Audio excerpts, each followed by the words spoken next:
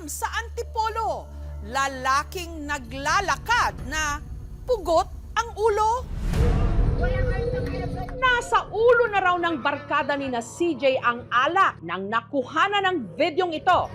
Pasado alas 4 na raw ito ng madaling araw. Nasa kalsada pa rin sila matapos mag-inuman hastang nag-aasaran at nagsasayawan pa. Pero nakainuman, sigurado raw silang hindi dala ng kalasingan ang nakita nila sa video na nagpatayo ng kanilang balahibo.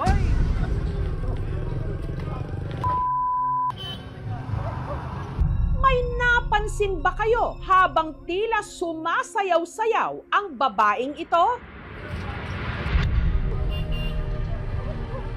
Wala?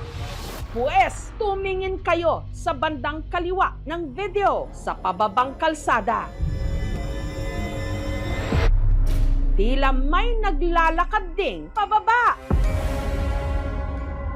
Ngunit ang nakakakilabot dito, ang naglalakad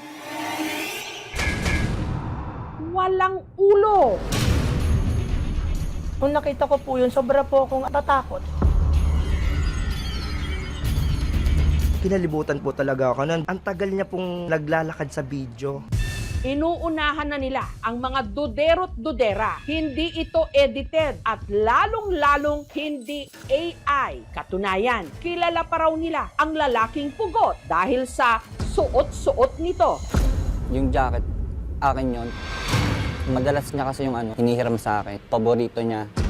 At ang talagang magpapagewang sa atin sa kaba, ang tinutukoy nila na nakunang pugot ang ulo, 2 buwan ng patay. Gusto niya mag-reconnect sa amin that night. Kung baka may gusto sabihin sa amin. Anong nais ipahiwatig ng di umano taong pugot? Ang video kuha sa kalsadang ito sa Barangay Inarawan sa Antipolo.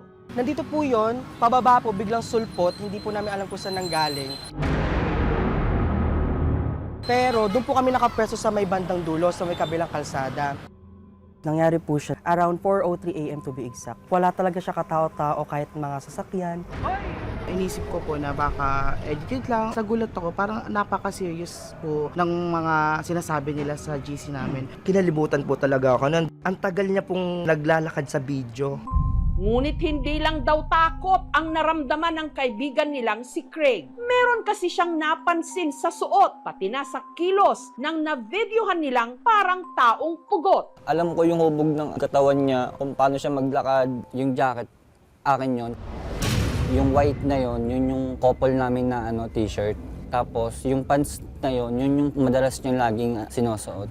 Ang pinaghihinalaan nilang taong pugot, walang iba kundi ang di umano kabarkada nila at partner ni Craig na si Mark na 2 buwan na ang nakararaan ng sumakabilang buhay. Kinilabutan ako. Umiyak po kasi ang tagal ko na siya kasing hindi nakikita. Tapos dun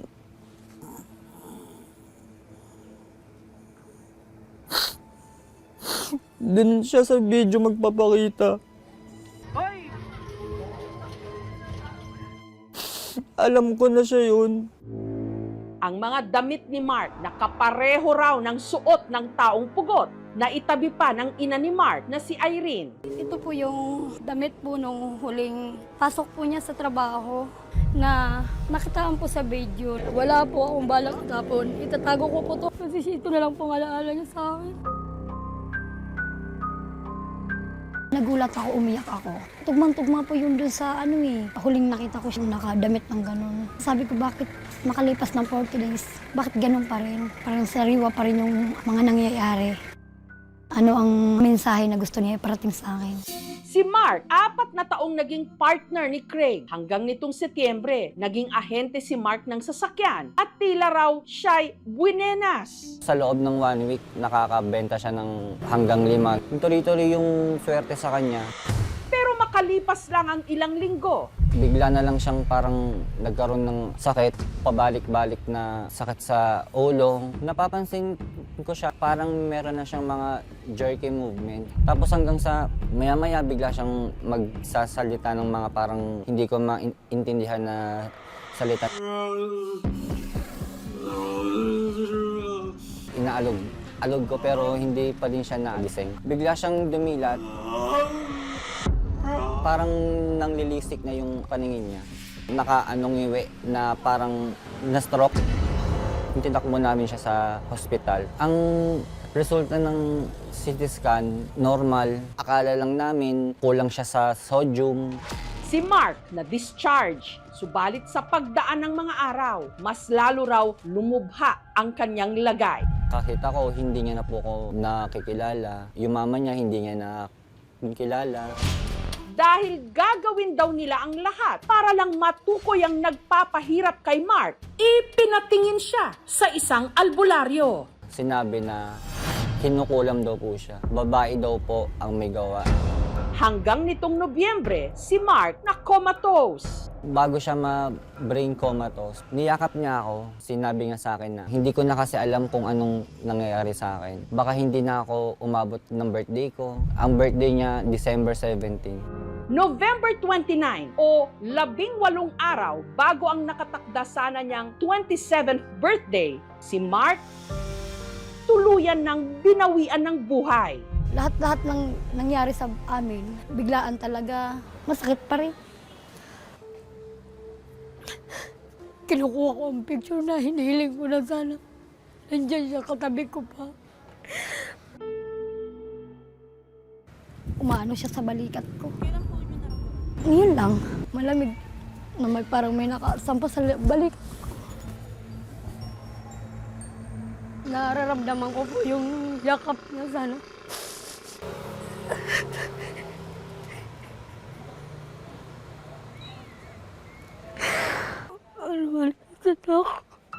Ang biglaang pagpanaw ni Mark, pilit na hinahanapan ng paliwanag ni Irene at Craig hanggang sa kanilang napagtanto ang sinabi noon sa kanila ng albularyo.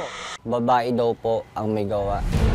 Ang tinutukoy raw nito, ang babaeng figurine na binili ni Mark na siya ring pinaniniwalaan nilang nagdala noon ng swerte sa kanya. Ang figurine na kamakailan lang din ay itinampok sa aming programa, ang Buena Fortuna.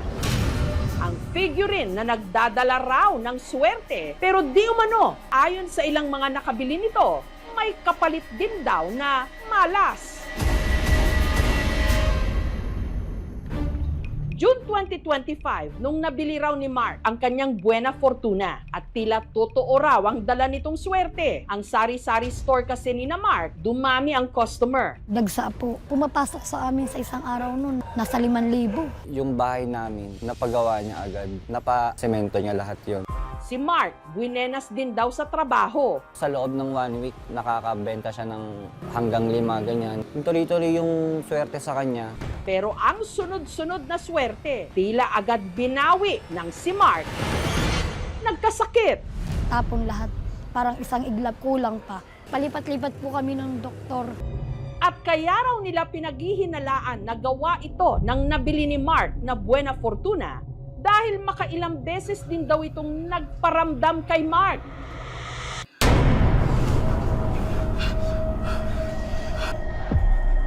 Sinabi niya na, "Ma'am, may nakikita ko dyan sa bahay, babae daw na mahabang buhok, tumutugma doon sa figurine ko na yun."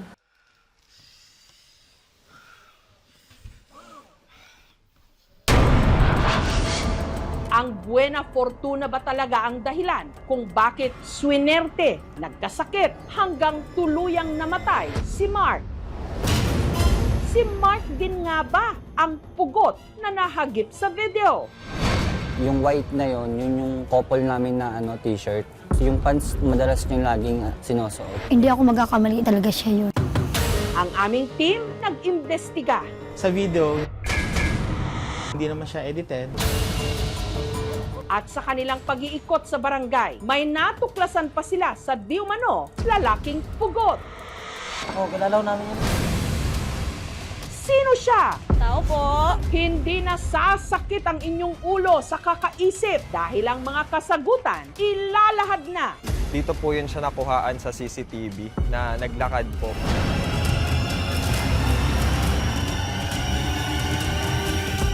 Sa aming pagbabalik. Tao po. Lagpas ulo ang takot ng grupo ni na Craig nang sa kalsadang ito sa Antipolo, may na-videohan silang naglalakad na parang pugot ang ulo. Sobrang kinilabutan ako. Pero ang mas lalo raw nagpakilabot sa kanila, ang pugot, di umano, kilala nila. Kahawig na kahawig daw ng damit ng kaibigan namin. Ito raw ang kabarkada nilang si Mark na namatay nito lang Nobyembre. Yung jacket, akin yon. Madalas niya kasi yung hinihiram sa akin. Paborito niya. Nagulat ako, umiyak ako. Tugmang-tugma po yun dun sa huling nakita ko siyang nakadamit ng ganun. At pinaniniwalaan naman nilang dahilan kung bakit matapos ang sunod-sunod na swerte, bigla namang nagkasakit at namatay si Mark.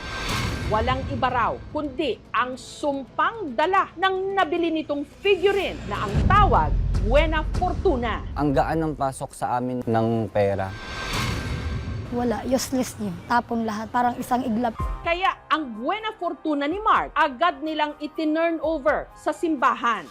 Ang sabi po nun ng pare, marami na raw pong nagsusurrender. Sinusunog po yata nila. Wala pong indicator o nagsasabi na ito ay nagdadala talaga ng swerte or ng malas. Depende rin po ito sa sitwasyon po natin.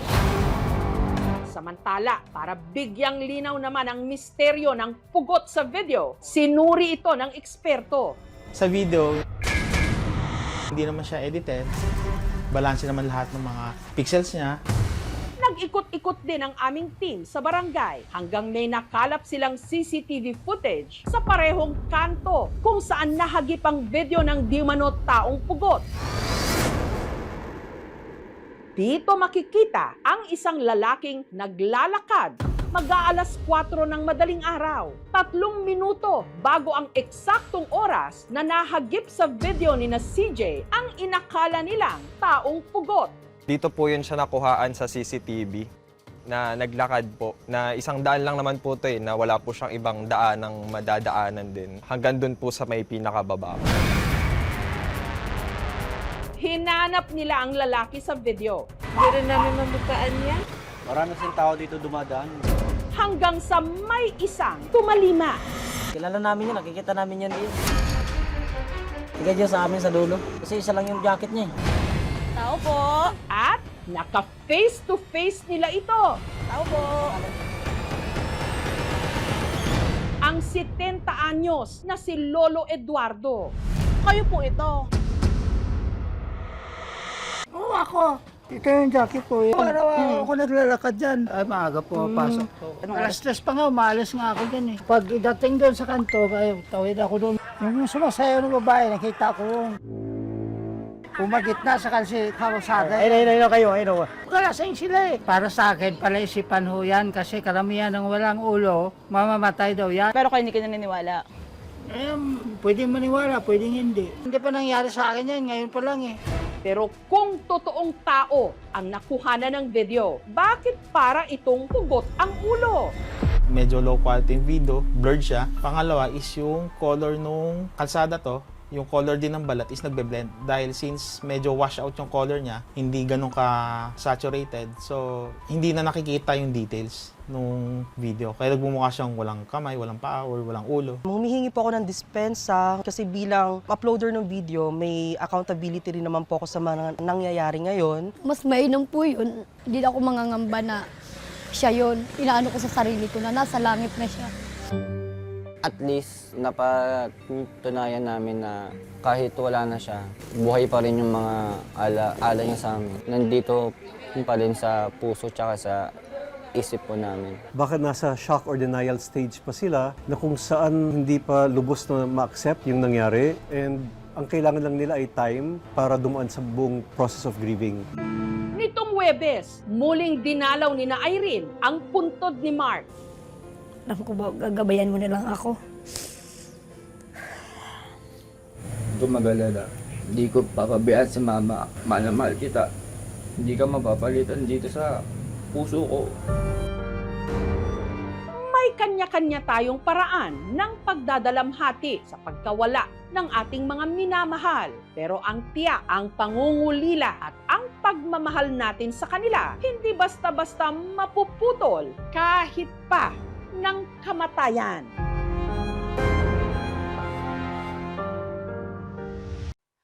Thank you for watching, mga kapuso. Kung nagustuhan niyo po ang videong ito, subscribe na sa GMA Public Affairs YouTube channel. And don't forget to hit the bell button for our latest updates.